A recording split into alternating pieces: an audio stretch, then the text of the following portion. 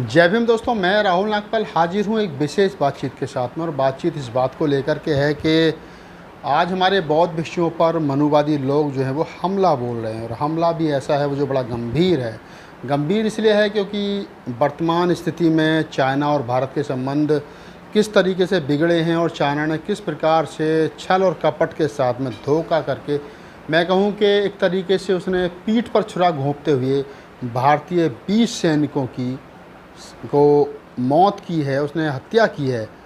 हमारे 20 सैनिकों की शहादत जो है वो गई है। मैं एक बात यहाँ करना चाहता हूँ कि चाइना और भारत के रिश्ते लगभग 50 साल तक बड़े मधुर रहे, लेकिन अभी हाल ही में चाइना द्वारा हमारे सैनिकों के साथ में जो व्यवहार किया गया वो बहुत ही निंदनीय है, जिसमें हमारे 20 सैनिकों की जान चली गई, 20 सैनिकों ने अपनी शहादत दे दी। इसी बात को लेकर के आपको मालूम होगा कि पूर्व में हमारे बौद्ध भिक्षुओं ने, सुमित्र तंजी जो हमारे बौद्ध भिक्षु हैं, उनके नेतृत्व में एक टीम बनी थी जिसको हमने साकेत मुक्ति आंदोलन नाम दिया था। साकेत मुक्ति आंदोलन बोले तो अयोध्या मुक्ति आंदोलन। अयोध्या में जो राम मंदिर बन रहा है, उस राम मंदिर की जब खुदाई हुई, जब जगह को समतल किया गया, तो वहाँ पर कहीं ना कहीं बुद्ध से जुड़ी हुई चीज़ें, अवशेष जो है वो निकले। इसलिए भंते सुमित्रतन चाहे भंते बीपी थिरो ज्योति हों और भंते अन्य कई बौद्ध भिक्षु हों, और साथ ही राजरत्न अम्बेडकर हों, दद्दू प्रसाद जी पूर्व कैबिनेट मंत्री हों, उन लोगों की एक टीम बनी, और उस टीम ने कहीं ना कहीं इस देश की मनुवादी सिस्टम को झकझोरने का काम किया। और उन्होंने कहा कि नहीं, इस देश के अंदर जहां आप राम मंदिर जिसको कह रहे हो, जिसको आप अयोध्या कह रहे हो, वो कभी साकेत होती थी, और ये बाबरी नाम का एक बुद्ध विहार यहाँ हुआ करता था, क्योंकि आज भी खुदाई में यहाँ पर बुद्ध से संबंधित चीज़ ही निकल रही हैं। वो लोग कोर्ट गए तो इसको लेकर के बड़ा हंगामा हुआ पूर्व में, और जिसको लेकर के कुछ मनुवादी ताकतें सक्रिय हुईं। सक्रिय होने के बाद वो क्या कर सकती थी, उन्होंने जो किया वो मैं बाद में बताऊंगा, लेकिन मैं पहले एक उपलब्धि बताए। तो उपलब्धि ये हुई कि इस मामले को लेकर के जब बौद्ध जगत के लोग सक्रिय हुए, तो 1 महीने के लिए खुदाई पर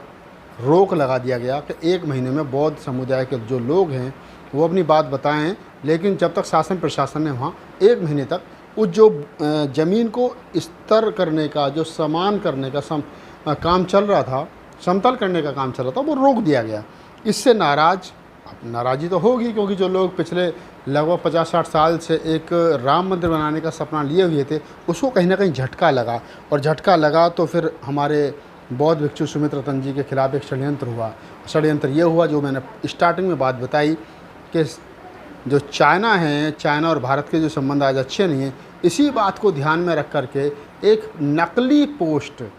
एक फ़ेक पोस्ट बनाई गई, एक फ़ेक स्टिकर बनाया गया, जिसमें लिखा गया कि भंते सुमित्रतन को उसमें आधार बनाया गया कि जैसे भंते सुमित्रतन ने ये पोस्ट लिखी है, और उसमें ये लिखा गया कि चीन के साथ भारत के संबंध जो भी हों, लेकिन चीन में 90% बुद्धिस्ट हैं, हमको चीन का साथ देना चाहिए इस युद्ध में। मतलब एक तरीके से एक ये बात कही गई कि हम इस देश के जितने अम्बेडकराइज बुद्धिस्ट हैं और जितने बौद्ध भिक्षु हैं, उनको चीन का साथ देना चाहिए, ना कि भारत का साथ देना चाहिए। जबकि ये पोस्ट 2 दिन तक वायरल होती रही, और उसके बाद में भंते ने खुद आकर के इस पर संज्ञान लिया, और उन्होंने कहीं ना कहीं इस पोस्ट के बारे में जो है वो बताया। और जो उन्होंने बताया तो फिर इस पर FIR कराई, क्योंकि बाबा साहब डॉक्टर BR अम्बेडकर का कहना था कि हम पहले भारतीय हैं और अंत में भी भारतीय हैं। चाइना और भारत के युद्ध का परिणाम, युद्ध होगा नहीं होगा,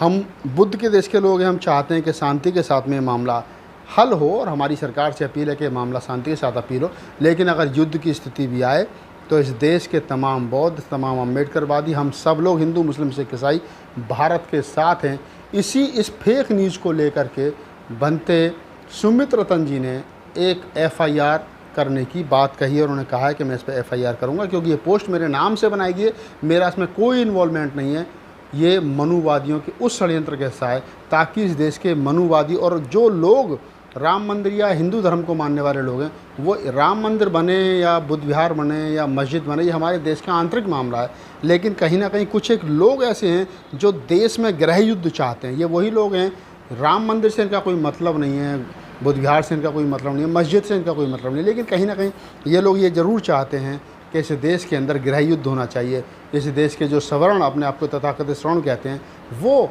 इस देश के बौद्धों के साथ में अम्बेडकरवादी जो बौद्ध हैं उनके साथ में पहले चाइना से जब युद्ध होगा जब होगा, लेकिन पहले यहाँ गृह युद्ध की तैयारी में ये लोग लगे हुए हैं, क्योंकि इसी प्रकार की पोस्ट जो है ये वही लोग कर रहे हैं। तो हमारे बौद्ध भिक्षुओं को बदनाम करने की साजिश वर्तमान स्थिति में चल रही है, और हमारे जो बौद्ध हैं, अम्बेडकराइज बौद्ध हैं, उनको बदनाम करने की स्थिति चल रही है, की स्थिति में हम लोग सफ़र कर रहे हैं। तो मेरा तमाम मुल्क के वासियों से, मुल्क के मालिकों से अपील है कि इस प्रकार की किसी पोस्ट को आप जो है इस प्रकार की किसी भी पोस्ट को आप सच ना मानें। ये फेक न्यूज़ है और हमारे बौद्ध भिक्षु समुद्र रत्न को बदनाम करने की साजिश की जा रही है, क्योंकि हम पहले और अंत में हर प्रकार से बाबा साहब डॉक्टर बी आर अम्बेडकर के कहे अनुसार भारतीय हैं, और जो भारत का दुश्मन है वो हमारा दुश्मन है। और इस प्रकार की जो पोस्ट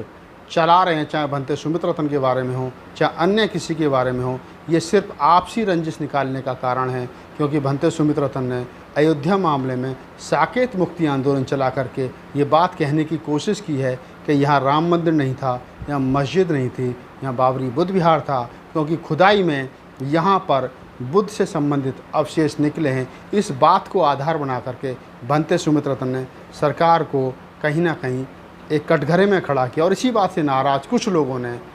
इस बौद्ध भिक्षु सुमित्र रत्न को देशद्रोही करने का या देशद्रोही बताने का या इस प्रकार की पोस्ट बना करके सोशल मीडिया पर वायरल करने का काम किया है, ताकि लोगों के दिमाग में, दिलो दिमाग में एक मैसेज चला जाए कि बौद्ध भिक्षु या अम्बेडकरवादी लोग जो हैं वो इस देश के लिए खतरनाक है। जबकि सच्चाई ये है कि हम बाबा साहब डॉक्टर बी आर अम्बेडकर को मानने वाले लोग ये बाबा साहब के कहे अनुसार ये पहले कह चुके हैं और आज पुनः कह रहे हैं कि हम प्रथम और अंत में भारतीय हैं, हम भारत के लोग हैं। We the people of India. मैं पुनः भंते सुमित्र रत्न जी को, भंते बीपी थिरोज्योति को और हमारे पूर्व कैबिनेट मंत्री दद्दू प्रसाद जी और उनकी पूरी टीम को धन्यवाद देता हूं कि उन्होंने इतनी जल्दी आकर के सफाई दी। और मैं भी इस वीडियो को सिर्फ इसलिए बता रहा हूं और बना रहा हूं कि सच्चाई लोगों तक पहुंच सके, क्योंकि इस देश के कुछ तथाकथित बुद्धिजीवी लोग जो अपने आप को मानते हैं वो नहीं चाहते मुल्क जो है वो शांति, ईमानदारी, भाईचारा, समानता और भारतीय संविधान के अनुसार चले, क्योंकि वो चाहते हैं इस देश के अंदर दंगा हो, इस देश के अंदर हिंदूवाद हो, इस देश के अंदर किसी भी प्रकार से सामंतवादी और मनुवादी विचारधारा स्थापित हो। अगर आपको मेरा वीडियो अच्छा लगा हो तो इस वीडियो को लाइक कीजिए, शेयर कीजिए, सब्सक्राइब कीजिए मेरे चैनल को राहुल 85 को। और आपका कोई सवाल है तो मुझे आप मेल भी कर सकते हैं rahulnagpalofficer@gmail.com। तो मैं आपसे लेता हूँ विदा। जय भीम, नमो बुद्धाय।